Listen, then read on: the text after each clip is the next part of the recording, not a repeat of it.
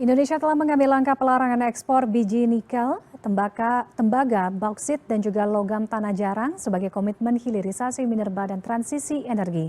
Tidak hanya fokus pada produksi, Indonesia juga menjadi inisiator dalam kerjasama antar negara global selatan di tengah fenomena peningkatan kebutuhan energi baru terbarukan.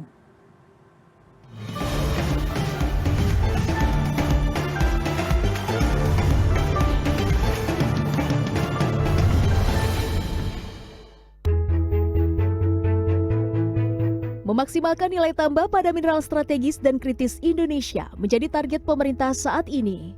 Usaha ini bukan hanya ditempuh Indonesia, tetapi juga negara-negara global selatan yang kaya sumber daya mineral. Untuk itu, Institute of Development of Economics and Finance Green Transition Initiative (INDEF GTI) menggelar seminar publik yang membicarakan tantangan dan target Indonesia dalam transisi energi dan hilirisasi. Kebutuhan terhadap pasokan litium, tembaga, nikel, kobalt, grafit, mangan, dan logam tanah jarang terus meningkat. Pemerintah Indonesia melalui Kementerian ESDM telah melarang ekspor nikel pada 2020, tembaga bauksit pada 2023, dan logam tanah jarang pada tahun ini demi hilirisasi. Hingga Juni 2026, penerimaan negara bukan pajak dari sektor mineral dan batubara mencapai 76 triliun rupiah. Selain itu, pada saat ini terdapat 26 proyek hilirisasi strategis nasional dengan nilai sekitar 225 triliun yang tengah dikembangkan. Jadi, jelas hilirisasi menghasilkan setidaknya 4 dampak, yaitu nilai tambah yang meningkat, penerimaan negara menguat, investasi dan kesempatan kerja berkembang, serta yang paling penting adalah fondasi industri strategis nasional yang semakin terbentuk. Inilah yang kita maksud ketika menyebut hilirisasi sebagai salah satu mesin transformasi ekonomi di Indonesia. Para peserta dari berbagai negara juga membuat kesepakatan untuk terus berbagi ilmu dan teknologi sebagai kerangka transisi energi ke depan.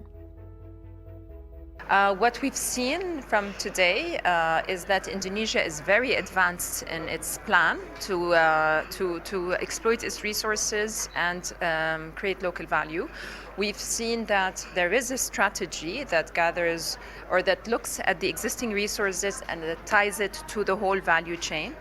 So there were times when resources, this was mentioned in these 2 days, there were times when resources were exploited only for export without any value added locally. So that was very clearly recognized, and a strategy was discussed that would help us move from that phase to another where we localize the value that is created and we build up our value chain in technologies that go into the energy transition, such as batteries, electric vehicles, and that also go beyond.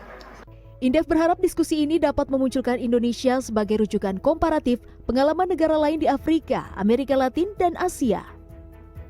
Jadi harapannya dengan adanya koalisi bersama gitu, kita punya posisi tawar yang lebih kuat sehingga bisa mendorong transfer teknologi, pengetahuan, dan termasuk misalnya berbagai isu ya, pembiayaan infrastruktur dan sebagainya, karena memang tantangannya kompleks ya, karena bagaimanapun untuk membangun mineral yang lebih kuat di dalam negeri banyak sekali prasyarat yang perlu kita penuhi, mulai dari infrastruktur, insentif fiskal, ESG gitu ya, yang mana menurut saya sih dengan pembelajaran dengan negara-negara berkembang lain kita bisa belajar kelemahan, keunggulan, sehingga bisa membuat kebijakan yang menurut saya lebih baik ya untuk kedepannya seperti itu. Kedepan, INDEF GTI akan menggelar diskusi lanjutan secara teknis agar dapat lebih mewujudkan industri hijau pada sektor minerba.